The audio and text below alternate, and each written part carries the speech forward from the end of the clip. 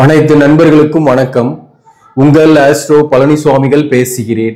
இந்த காணொளியில மகரம் ராசிக்கு ஜூன் மாதம் 2025 ஜூன் மாதம் எப்படி இருக்கும் என்பதை பற்றி ஒரு பொது பலனாக பார்க்கலாம். இந்த பொது பலன் என்பது பார்த்தீங்கன்னாக்க இந்த கோச்சார கிரகங்களின் அடிப்படையில் சொல்லக்கூடிய ஒரு 10% பலன்கள் மட்டுமே. மீதி 90% எங்க இருக்குன்னாக்க நம்ம ஜாதகத்தின் அடிப்படையில் நடக்கக்கூடிய தசாபுக்தி சம்பவத்தை நடத்தி வைக்கும்.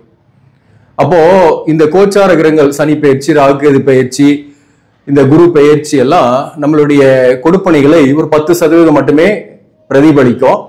நம்மளுடைய சுய ஜாதகத்தின் அடிப்படையில் ஒரு கொடுப்பனை இருக்கு இல்லையா, அதை தான் பிரதிபலிக்கும். இந்த கோச்சார பலனும் அதை தான் பிரதிபலிக்கும். அதே போல தசாபுக்தியும் நம்மளுடைய ஜாதகத்தில் என்ன கொடுப்பனை இருக்கோ அதை தான் பிரதிபலிக்கும். நம்ம ஜாதகத்தில் இல்லாத ஒன்றை பிரதிபலிக்கவே பலிக்காது. அதை மட்டும் நல்லா தெரிஞ்சுங்க. அது ஒவ்வொருத்தருக்கும் ஒவ்வொரு விதமா வேறுபடும். ஒருத்தர் கோடீஸ்வரன் ஆகணும்னு விதி இருந்தா அது பிரதிபலிக்கும். சில பேர் கஷ்டப்படணும்ன்ற விதி இருந்தாக அந்த கஷ்டப்படக்கூடிய சூழ்நிலையே இருந்துகிட்டு இருக்கும். இப்போ ஏழரை சனி மகர ராசிக்கு முடிஞ்சு போனது. இப்போ திருக்கணித பஞ்சாங்கத்தின்படி ராசிக்கு 3ஆம் இடத்துல சனி இருக்கு.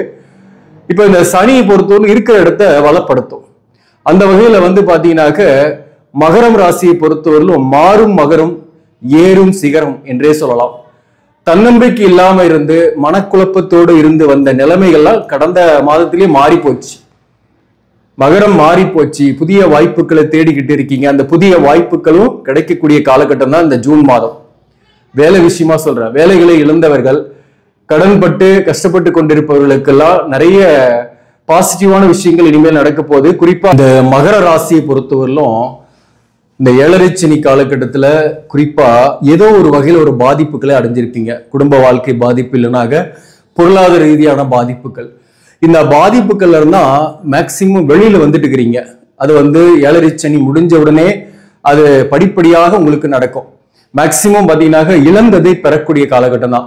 இழந்ததை ஒரே மாசத்துல பெற முடியாது. அடுத்து வரக்கூடிய 2.5 வருஷம் இந்த 3ஆம் இடத்துல இருக்கக்கூடிய சனி உங்களை முயற்சி செய்ய வச்சுக்கிட்டே இருப்பாரு. உங்களை ஸ்டிமுலேட் பண்ணிக்கிட்டே இருப்பாரு. அந்த ஸ்டிமுலேஷனால நீங்க முயற்சியே செய்யாம இருந்தா கூட முயற்சி செய்வீங்க. புதிய திட்டங்களை புகுத்துவீங்க. பிசினஸ் பண்ணக்கூடியவர்கள் கூட ஒரு கடையை நடத்திருக்கிறீங்கன்னா கூட வேற இடத்துல மாத்தி லாபத்தை பார்க்கக்கூடிய காலகட்டம். வெற்றிகரமாக சமாளிக்கலான்ற ஒரு தன்னம்பிக்கை வந்துடும். குழப்பங்கள், உங்களை சுத்தி இருந்த குழப்பங்கள் அகலும். அதுதான் அந்த ஏழரை சனி முடிஞ்ச உடனே உங்களுக்கு கிடைக்கக்கூடிய மிகப்பெரிய நன்மை. ஒரு மனிதன் தெளிவாக இருந்துட்டாங்க, தன்னம்பிக்கையோட இருந்துட்டாங்க, எல்லாத்தையுமே சாதிக்கலாம். குழப்பம் இல்லாம தெளிவாக இருந்து தன்னம்பிக்கையோடு இருந்து ஆரோக்கியத்தோடு இருந்தாக எல்லாத்தையுமே சாதிக்கலாம். சோ அந்த நிலைமை தான் உங்களுக்கு ஏற்படுத்துது. தைரிய வீரிய ஸ்தானத்துல சனி பகவான் இருக்கிறது உங்களுக்கு தைரியம் கூடும், வீரியம் கூடும். உங்களுடைய கம்யூனிகேஷன் வெற்றியை ஏற்படுத்தி தரும். உங்களுடைய இருக்கக்கூடிய பகுதியில் திடீர்னு ஒரு நேம் அண்ட் ஃபேம் கிடைக்கும். ஒரு வீடு மாற்றம், இடமாற்றம் ஏற்படும். இப்படி நிறைய விஷயங்களை சொல்லலாம். சிறு தூர பயணம் போயிட்டு வருவீங்க. ஸோ இதெல்லாம் பாசிட்டிவான காலகட்டத்துக்கு வந்துட்டீங்க. அதனாலதான் மாறும் மகரம் ஏறும் சிகரம் அப்படின்னு நம்ம சொல்றோம். வேலை இழந்தவர்களுக்கு வேலை கிடைக்கும். ஏன்னா குரு 6ஆம் இடத்துல இருக்கு. 6ஆம் இடத்துல இருக்கக்கூடிய குரு பாத்தீங்கன்னா ஏதோ ஒரு வகையில உங்களுக்கு வாய்ப்புகளை கொடுக்கும். ஒரு இடமாற்றத்தை ஏற்படுத்தும் சில பேருக்கெல்லாம்.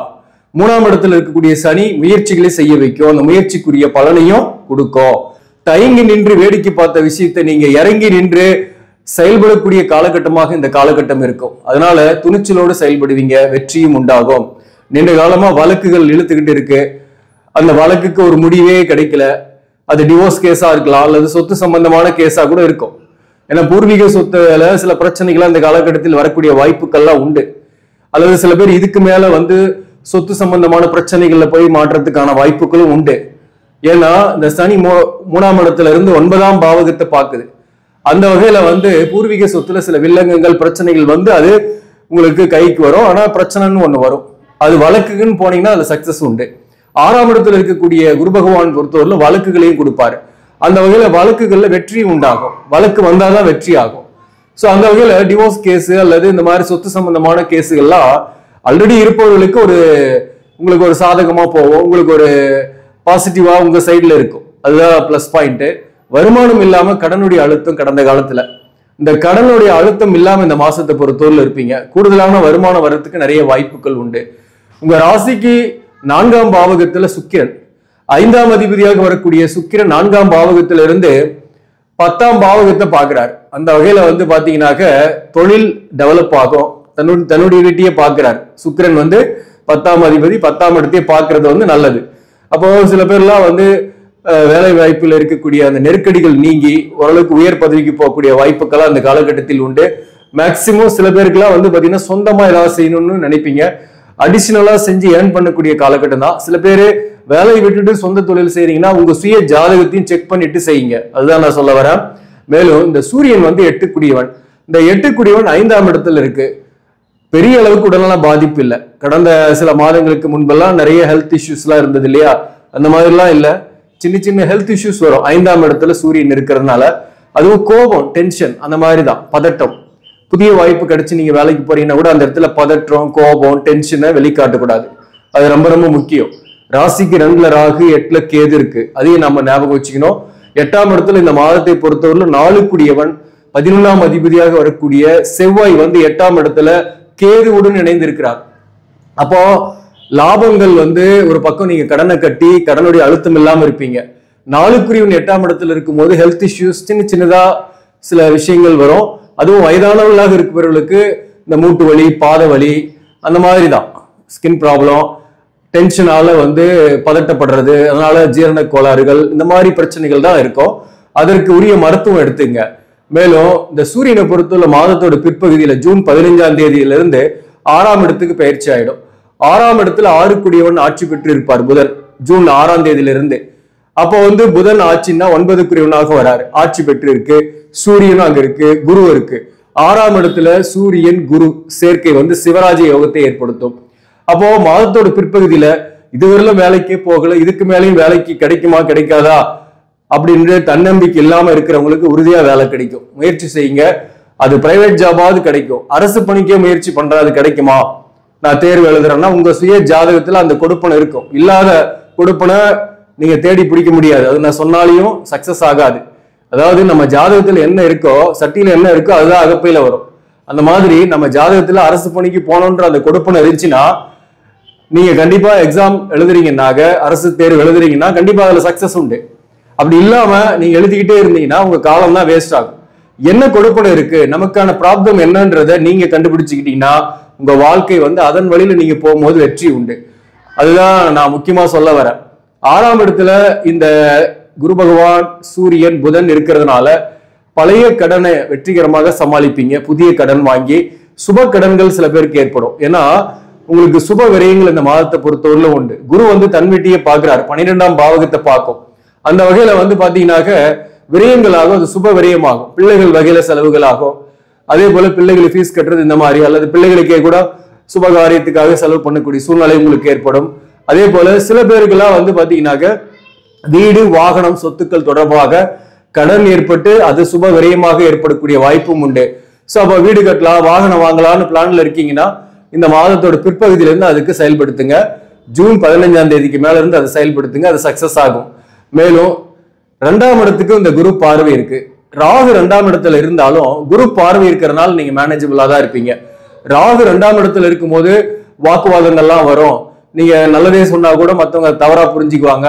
அதனால சில பிரச்சனைகள் குடும்ப வாழ்க்கையில வரும், அல்லது ஒர்க் பண்ற இடத்துல சக பணியாளர்கள் கிட்ட வரும், அல்லது மேலதிகாரின் கிட்ட வரும்னு தெரியும். ஆனா இந்த குரு பார்வை இருக்கனால நீங்களே கொஞ்சம் புத்திசாலித்தனமா செயல்படுவீங்க. அதனால நல்ல பேர் தான் கிடைக்கும். கவலையப்படாதீங்க. ஒர்க் பண்ற இடத்துல உங்களுக்கு மேலதிகாரிகளுடைய பாராட்டு கிடைக்கும். நீங்க சாதிக்கக்கூடிய மாதமாகவே இந்த மாதம் இருக்கும். அதே சமயத்துல குடும்ப வாழ்க்கையில கூட கணவன் மனைவி உறவு நிலை எப்படி இருக்கும் அப்படின்றத பத்தி நம்ம நிறைய பேசியிருக்கிறோம். கடந்த காலத்துல வந்து வாழ்க்கை துணைவரை இழந்து பிரிந்து தனித்திருப்பவர்களுக்கு மீண்டும் மறுமணம் ஏற்படுறதுக்கான வாய்ப்புகள் உண்டு இந்த மாதத்தை பொறுத்தவரையிலும். அதற்கு நீங்க முயற்சி செய்யலாம். அதே போல சில பேருக்கு காதலை இழந்தவர்களுக்கு புதிய காதல் ஏற்படலாம், புதிய நட்பு ஏற்படலாம். சில பேருக்கு வந்து பாத்தீங்கன்னாக்க திருமணமே ஆகல, இன்னும் திருமணம் ஆகுமா அப்படின்னாக்க திருமணத்திற்காக வரன்கள் வரும். இந்த மாதத்தை பொறுத்தவரையிலும் நீங்க பேசி முடிவு பண்ணி ஆடி மாசத்துக்கு மேல அது திருமணத்தில் முடியக்கூடிய வாய்ப்பும் சில பேருக்குலாம் உண்டு. அதுல குறிப்பா பாத்தீங்கன்னா திருவோண நட்சத்திரத்தில் பிறந்தவர்களுக்கு பொறுத்தவரையிலும் வேலை தொழில் அமைப்புகள்ல எந்த பிரச்சனையும் இல்லை. இதனால வேலை இல்லைன்னா கூட வேலை கிடைக்கும். கவர்மெண்ட் வேலையில இருக்கிறீங்கன்னா பதவி உயர்வோ அல்லது ஊதிய உயர்வோ கிடைக்கிறதுக்கு வாய்ப்பு உண்டு. அல்லது ஒரு பெரிய கம்பெனியில ஒர்க் பண்றீங்கன்னா கூட ஊதிய உயர்வு கிடைக்கிறதுக்கான வாய்ப்பு உண்டு. திருவோண நட்சத்திரத்தில் இருப்பவர்களுக்கு மதிப்பு மரியாதை உங்களை சுத்தி இருப்பவங்க கிட்ட கண்டிப்பாக ஏற்படும். மேலும் படிக்கக்கூடிய மாணவர்களாக இருந்தீங்கன்னா கூட திருவோண நட்சத்திரத்தில் படிக்கக்கூடிய மாணவர்களுக்கு வெற்றி உண்டு, எழுதக்கூடிய தேர்வுகளில் வெற்றி உண்டு. நீங்க விரும்பிய கோர்ஸே கூட கிடைக்கும். ஆனா கொஞ்சம் எக்ஸ்பென்சஸ் ஆகும், அதுதான் முக்கியம். மேலும் திருவோண நட்சத்திரத்தில் பிறந்தவங்களுக்கு கணவன் மனைவி உறவு நிலையை பொறுத்தவரையிலும் பெரிய அளவுக்கு கான்ட்ரவர்ஷியல் இருக்காது. கொஞ்சம் நீங்களே விட்டு கொடுத்து போவீங்க. அதனால இந்த மாதத்தை பொறுத்தவரை கணவன் மனைவிக்குள் பெரிய அளவுக்கு பிரச்சனை கிடையாது. அவிட்டம் நட்சத்திரத்தை பொறுத்தவரையிலும் உடல்நல தொந்தரவு பாதிப்புகள் பெரிதாக இருக்காது. ஈவன் திருவோண நட்சத்திரத்தில் பிறந்தவங்களுக்கும் ஹெல்த் இஷ்யூஸ் இல்லாம ஆரோக்கியமாவே இருப்பீங்க, பெட்டராகவே இருப்பீங்க. அவிட்டம் நட்சத்திரத்தில் பிறந்தவங்களுக்கும் ஹெல்த் இஷ்யூஸ் இல்லாம இருப்பீங்க. பிள்ளைகள் தொடர்பான செலவுகள் பிரச்சனைகள் கொஞ்சம் வரும் சில பேருக்கு. மற்றபடி பாத்தீங்கன்னா அவிட்டம் நட்சத்திரத்தில் பிறந்தவர்களுக்கு கணவன் மனைவி உறவு நிலையில பெரிய அளவுக்கு பாதிப்பு கிடையாது. அதே போல வாழ்க்கை துணைவரை இழந்தவர்களுக்கு உங்களுக்கு புதிய ஒரு உறவோ அல்லது மறுமணமோ நடக்கிறதுக்கான வாய்ப்புகள் உண்டு. மேலும் வழக்குகள் இருக்கீங்கன்னா வழக்குகள் உங்களுக்கு சாதகமாக திரும்பும். அவிட்டம் நட்சத்திரத்தில் பிறந்தவர்களுக்கு பொருளாதார ரீதியா ஒரு ஏற்ற இறக்கம் இருக்கும். கொஞ்சம் செலவு பண்ற விஷயத்துல கொஞ்சம் சிக்கனமா செலவு பண்ணுங்க. அதே போல உத்திராடம் நட்சத்திரத்தில் பிறந்தவர்களை பொறுத்தவரையிலும் கடனை வெற்றிகரமாக சமாளிப்பீங்க. பழைய கடனை புதிய கடனால சமாளிப்பீங்க. சில பேர் சுப கடன் வாங்குவீங்க, வீடு கடன், வாகன கடன் வாங்குவீங்க. வாகனத்தில் பழுது ஏற்பட்டு நீங்கும். 4ஆம் இடத்துல சுக்கிரன் இருக்கிறதுனால சில பேருக்கு வீடு கட்டி புதிய வீட்டு குடி போகக்கூடிய வாய்ப்பு உத்திராடம் நட்சத்திரத்தில் இருப்பவர்களுக்கு உண்டு. புதிய வீட்டு குடி போவீங்க. அல்லது சில பேருக்கு வேலை விஷயமா நல்ல ஒரு இடமாற்றம் கிடைக்கும். அரசு பணியில் இருப்பவர்களுக்கு இடமாற்றங்கள் ஏற்படும். பிசினஸ் பண்ணக்கூடிய கூடுதலான வருமானம் வந்தாலும் சுப விரயங்கள் நிறையவே ஆகும். சோ உத்திராட நட்சத்திரத்தில் பிறந்தவர்களுக்குமே கணவன் மனைவிக்குள் பெரிய அளவுக்கு சண்டை சச்சரவு பிரச்சனை எல்லாம் இந்த மாதத்தை பொறுத்தவரையிலும் கிடையாது.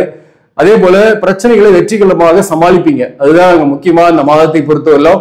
அந்த வகையில பாத்தீங்கன்னாக்க உங்களுக்கு 8ஆம் இடத்துல கேது செவ்வாய் சேர்ந்திருந்தாலும் லாபஸ்தானாதிபதி அங்க போய் இருந்தாலும் நீங்க கடனுக்கு கொடுத்து அதுல இருந்து வெளிவரக்கூடிய காலகட்டம் தான்.